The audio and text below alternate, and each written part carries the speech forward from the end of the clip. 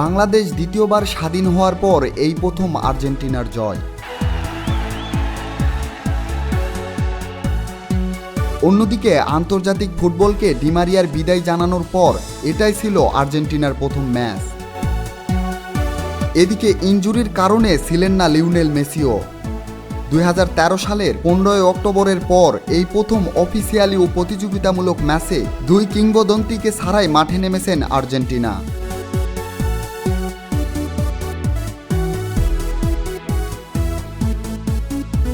আর্জেন্টিনার সোনালী প্রজন্মের দুই সুপারস্টার না থেকেও ছিলেন বুয়েনোস আয়ার্সে।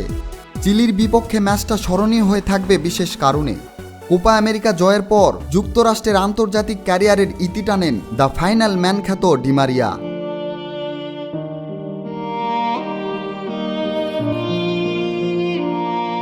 ঘরের মাটিতে তাই সম্মাননা জানানোর সুযোগ হয়নি আলবিসেলেস্তেদের।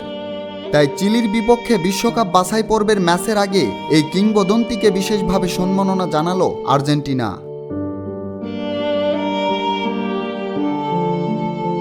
মারিয়ার জীবনের বিশেষ দিনে কাছে না থেকেও পাশে ছিলেন লিওনেল মেসি। স্টেডিয়ামের ভিডিও বোর্ডে হঠাৎ করে ভেসে আসে লিওর আবেগী বার্তা। ফাইনালি অশ্রুসিক্ত নয়নে জাতীয় দল থেকে বিদায় নিলেন Angel Di Maria.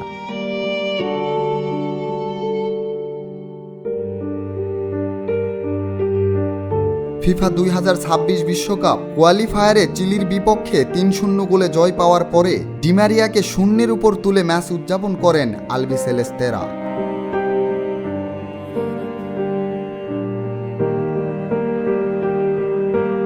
Zakir Hossain, team sports.